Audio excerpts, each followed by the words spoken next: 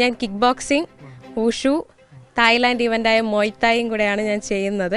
മൊയ്ത്തായിക്ക് national 2 തവണ medal നേടിയിട്ടുണ്ട്. ഈ ഇറങ്ങിയ മത്സരത്തിനെല്ലാം ഞാൻ വിജയം കൊണ്ടേ വന്നിട്ടുള്ളൂ. സിവിൽ സർവീസ് പഠിക്കുന്നത് കൊണ്ട് കൗൺസിലറായ ചെയ്യുമോ എന്നൊക്കെ ഉള്ള ചോദ്യമുണ്ട്. സിവിൽ സർവീസ് എന്തിനാണ്? സമൂഹത്തിന് വേണ്ടിയിട്ടാണ്. സോഷ്യോളജി പഠിച്ചതിനാണ് സമൂഹത്തിന് പുരോഗമനത്തിൽ എത്തിക്കാനാണ്. എന്താ പറയുക, 5 വർഷം കൊണ്ട് നശിപ്പിച്ച് കളഞ്ഞു ഞങ്ങളെ നാടിനെ. എനിക്ക് ആ ഒരു വാക്കേ ഉപയോഗിക്കാൻ പറ്റുന്നുള്ളൂ. BJP പാർട്ടിയിലുപരി നാട്ടുകാരൊക്കെയാണ് എന്നോട് വന്ന് പറഞ്ഞത് ഇവിടെ നിൽക്കണം, ഇത്തവണ വിജയിക്കണം എന്ന്. ഈ 25 വയസ്സുകാരിൽ നിന്ന് പുരോഗമനം വിചാരിച്ചുകൊണ്ടാണ് അവരിപ്പോഴും നിൽക്കുന്നത്. അത് എൻ്റെ ഭാഗത്തുനിന്ന് ഉണ്ടാവും. മാറാത്തതൊക്കെ ഇനി മാറണം. ഇടവക്കോടും നമുക്ക് മാറ്റണം എന്ന് തന്നെയാണ് അഭിപ്രായം. നമസ്കാരം. ഇന്ന് മറുനാടൻ പരിചയപ്പെടുത്തുന്നത് ഒരു പ്രധാനപ്പെട്ട സ്ഥാനാർത്ഥിയെയാണ്. തിരുവനന്തപുരത്തെ എടവക്കോട് വാർഡിൽ മത്സരിക്കുന്ന 25-കാരിയായ സ്വാതി എസ് നായർ എന്നാണ് പേര്. സ്വാതി നിലവിൽ സിവിൽ സർവീസ് പരീക്ഷയ്ക്ക് വേണ്ടി പരിശീലിച്ചു കൊണ്ടിരിക്കുന്നു. അതുകൂടാതെ നിരവധി വിശേഷണങ്ങളും നേട്ടങ്ങളും കൈവരിച്ച ഒരു വിദ്യാർത്ഥിയാണ് സ്വാതി. എന്തായാലും സ്വാതി എന്ന് നമുക്ക് പരിചയപ്പെടാം. എൻ്റെ അടുത്ത് BJP പാർട്ടിയിലുപരി നാട്ടുകാരൊക്കെയാണ് എന്നോട് വന്ന് പറഞ്ഞത് ഇവിടെ നിൽക്കണം, ഇത്തവണ വിജയിക്കണം എന്ന്. അപ്പോൾ അവർ പോലും പ്രതീക്ഷിച്ചില്ല, ഞാൻ നിൽക്കുമെന്ന് പ്രതീക്ഷിച്ചിരുന്നില്ല. അപ്പോൾ ഒരുപാട് സന്തോഷമുണ്ട്. ആദ്യ പട്ടികയിൽ തന്നെ എൻ്റെ പേര് വരിക എന്ന് പറയുന്നത് അവർക്ക് അതൊരു സന്തോഷമാണ്. ആദ്യ പട്ടികയിൽ ഒരു പേര് വരിക എന്ന് പറയുന്നത്. സ്വാതി ഒന്ന് പരിചയപ്പെടുത്താമോ? തീർച്ചയായിട്ടും. എൻ്റെ പേര് സ്വാതി എസ് കുമാർ. ഞാൻ എൻ്റെ സ്കൂൾ വിദ്യാഭ്യാസം സെൻറ്റ് ഗ്രോറ്റീസിലായിരുന്നു. അതിനുശേഷം ഞാൻ BA സോഷ്യോളജി SN കോളേജ് ചെമ്പഴന്തിയിലാണ് പഠിച്ചത്. ശേഷം MA സോഷ്യോളജി ഡിപ്പാർട്ട്മെൻറ്റ് കാര്യവട്ടം ക്യാമ്പസിലാണ് പഠിച്ചത്. അതിനുശേഷം എനിക്ക് ജോലി കിട്ടി. ഞാൻ പോയത് പഞ്ചാബിൽ ബർണാല ഡിസ്ട്രിക്റ്റിലെ സെൻറ്റ് ബച്ചൻപുരി ഇൻ്റർനാഷണൽ സ്കൂളിലെ ടീച്ചറായിട്ടാണ്. അതെ സോഷ്യൽ സയൻസിൻ്റെ ടീച്ചറായിട്ടാണ് പോയത്. ശേഷം ഞാൻ തിരിച്ചു വന്നു. റിസൈൻ ചെയ്തിട്ടാണ് തിരിച്ചു വന്നത്. സിവിൽ സർവീസ് പ്രിപ്പയർ ചെയ്തുകൊണ്ടിരിക്കുമായിരുന്നു. അതിൻ്റെ ഇടയിൽ എന്നെ ഏൽപ്പിച്ച കർത്തവ്യമാണ് ഈ വിജയിപ്പിക്കണം എന്നുള്ളത്. അത് പൂർണ്ണമായി നമ്മൾ മുമ്പോട്ട് ഇറങ്ങുകയാണ്, വിജയിക്കുമെന്നുള്ള പ്രതീക്ഷയോടെ തന്നെ. പഠനം കണ്ടിന്യൂ ചെയ്യും. നമ്മൾക്ക് എന്താ പറയുക, ഒരെണ്ണം കിട്ടിയതുകൊണ്ട് ഒരെണ്ണം വിട്ടുപോകാൻ പറ്റില്ല. സിവിൽ സർവീസ് എന്ന് പറയുന്ന ഒരു ജില്ല ഭരിക്കാനുള്ള ഒരു ഇതാണ് IAS-ൻ്റെയൊക്കെ. അപ്പം അതിൻ്റെ ഒരു ഭാഗമാണ് കൗൺസിലർ ആവുക എന്നുള്ളതിൻ്റെയൊക്കെ എന്നാണ് ഞാൻ വിചാരിക്കുന്നത്. കാരണം വെച്ചാൽ ആദ്യം വാർഡ് നന്നാവണം. വാർഡ് നന്നായ ശേഷം നമുക്ക് ജില്ല നന്നാക്കാനേ ശ്രമിക്കാൻ കഴിയും. അപ്പം ഇത്തവണ കിട്ടിയ അവസരം ഞാൻ മാക്സിമം എൻ്റെ നാട്ടുകാർക്കും എൻ്റെ കൂടെ നിൽക്കുന്നവർക്കും എന്താ പറയുന്ന എല്ലാ രീതിയിലും സഹായം എന്നിൽ നിന്നും ഉണ്ടാവുമെന്ന് ഞാൻ പറഞ്ഞുകൊള്ളുന്നു. കുടുംബപരമായിട്ട് BJP-കാരിയാണോ? എങ്ങനെയാണ്? അതെ. ഞാൻ പാർട്ടിയിലേക്ക് വരുന്നതിന് മുന്നേ ഞാൻ ബാലഗോകുലത്തിലായിരുന്നു. ബാലഗോകുലം കുഞ്ഞുനാൾ മുതലേ കൃഷ്ണവേഷമൊക്കെ കെട്ടി. എനിക്ക് തോന്നുന്നു എൻ്റെ 22-ാം വയസ്സിലും ഞാൻ കൃഷ്ണവേഷം കെട്ടി. അങ്ങനെ ബാലഗോകുലത്തിൽ നിന്ന് വന്നു. ക്യാമ്പുകളിൽ ഞാൻ ഗണശിക്ഷകമായിരുന്നു. ഗണശിക്ഷക എന്ന് പറഞ്ഞാൽ ക്യാമ്പുകളിൽ കുട്ടികളെ പഠിപ്പിക്കലായിരുന്നു എൻ്റെ ഉത്തരവാദിത്വം. അവിടെ നിന്ന് ഞാൻ കോളേജിലേക്ക് പോയപ്പം AVVP-യിൽ പ്രവർത്തിച്ചു. AVVP പ്രവർത്തിച്ച് ഞാൻ SN കോളേജിലായിരുന്നു. SN കോളേജിൽ അന്നത്തെ പരിതാപകരമായിരുന്നു AVVP-യുടെ സിറ്റുവേഷൻ. നമ്മൾ ഉണ്ണിയേട്ടൻ്റെയൊക്കെ വിഷയത്തിന് ശേഷം AVVP വളരെ പിറകിലായിപ്പോയി.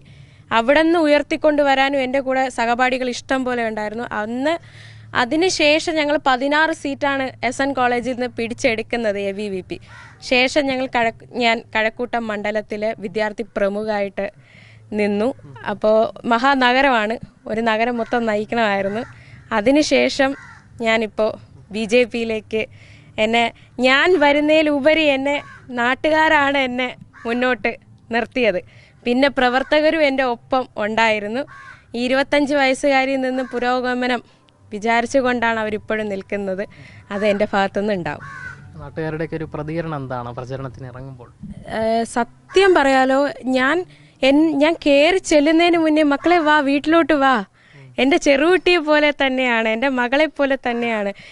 ഞാൻ ഇപ്പോൾ എനിക്ക് തോന്നുന്നു 3000-ഓളം വീട് ഞാൻ കഴിഞ്ഞ ആ വീടുകളിലൊന്നും ഇന്ന് വരെ ഈ നിമിഷം വരെ എനിക്കൊരു നെഗറ്റീവ് വന്നിട്ടില്ല. അല്ലെങ്കിൽ വോട്ട് തരൂല എന്ന് പോലും അവരുടെ ഒരു വായിൽ നിന്ന് വീണിട്ടില്ല. അവർ പറയണ നീ വരണം, നീ വന്നേ പറ്റൂ. ഇപ്പം എതിർ സ്ഥാനാർത്ഥികളുടെ വീട്ടിൽ പോയാലും ഞാൻ അങ്ങനെ ചിന്തിക്കാറില്ല അവർ എതിർ സ്ഥാനാർത്ഥിയാണ്, എൻ്റെ വോട്ടാണ്, അങ്ങനെയല്ല. ഞാൻ കയറി ചെന്ന് അവരോട് ഞാൻ അഭ്യർത്ഥിക്കുകയാണ് ചെയ്യുന്നത്. അവർ പറയും നിൻ്റെ ഈ ടാലൻ്റാണ് ഞങ്ങൾക്ക് ഏറ്റവും ഇഷ്ടം. കാരണം വെച്ചാൽ നീ ഇന്ന ആളെന്ന് നോക്കാതെ നീ വന്നു ഞങ്ങളുടെ അടുത്ത് സഹായിക്കാമെന്ന് പറഞ്ഞു. എൻ്റെ പ്രശ്നങ്ങൾ എന്തായാലും മനസ്സിലാവുന്നു.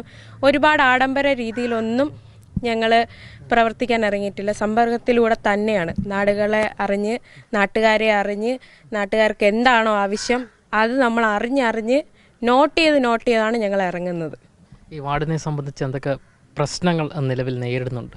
ശരിക്കും പറഞ്ഞാൽ ആദ്യത്തെ പ്രശ്നം റോഡാണ്. നിങ്ങൾക്ക് കല്ലമ്പള്ളി ഭാഗത്തോട്ടൊക്കെ ഒന്ന് പോയി കഴിഞ്ഞാൽ 1.5 കൊല്ലമായി അവിടെ ആ നാട്ടുകാർ അനുഭവിക്കുന്ന ഒരു പ്രശ്നം.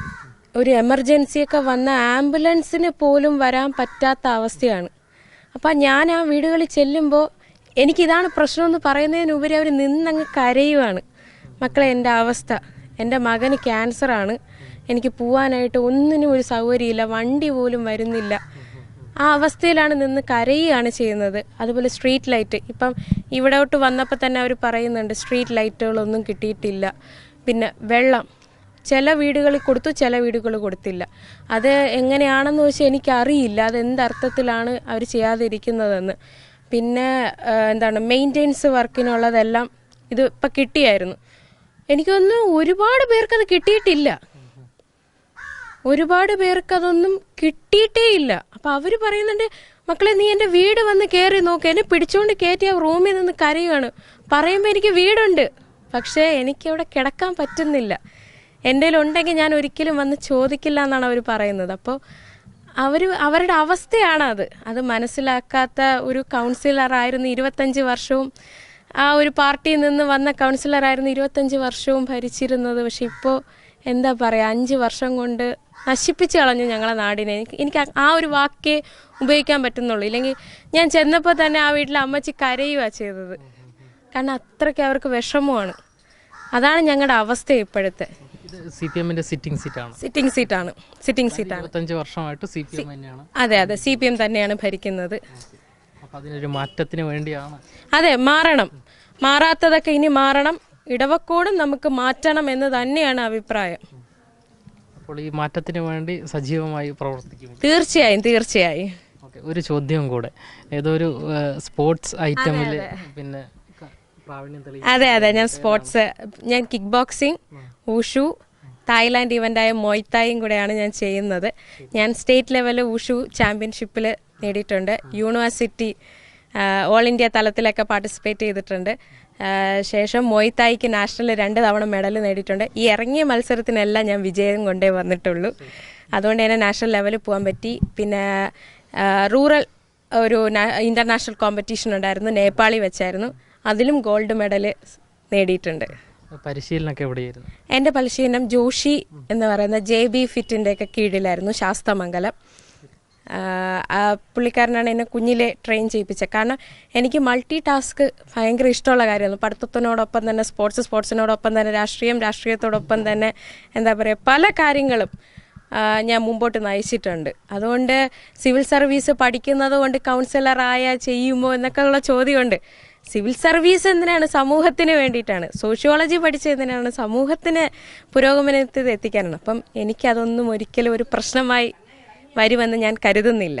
CPM-ന്റെ സിറ്റിംഗ് സീറ്റിൽ ജയിച്ചു വരാൻ കഠിനമാണോ BJPക്ക്? ഇപ്പോഴത്തെ സാഹചര്യത്തിൽ കഠിനമാണെന്ന് പറയാൻ കഴിയില്ല. കാരണം ചെല്ലുന്ന വീടുകളിലെല്ലാം നല്ല രീതിയിലാണ് റെസ്പോണ്ട് ചെയ്യുന്നത്. അപ്പോൾ ശരിക്കും അവരോടാണ് നന്ദി പറയേണ്ടത്. ഈ നാട് ഇത്രയും നശിപ്പിച്ചിട്ട് നമുക്ക് ജയിക്കാനുള്ള അവസരം തന്നതിന്. ജയിക്കുക തന്നെ ചെയ്യുമെന്നാണ് എൻ്റെ വിശ്വാസം. എൻ്റെ മാത്രമല്ല എൻ്റെ പ്രവർത്തകരുടെയും വിശ്വാസം. ജയിക്കണം എന്ന് തന്നെയാണ്. വളരെ തുച്ഛമായ വോട്ടുകൾക്കാണ് കഴിഞ്ഞ കൊല്ലവും കഴിഞ്ഞ വാർഡൊക്കെ നിന്ന സമയത്തൊക്കെ നമുക്ക് പോയത്. 45 വോട്ടിനൊക്കെയാണ് കഴിഞ്ഞ വനിതാ വാർഡൊക്കെ പോയത്.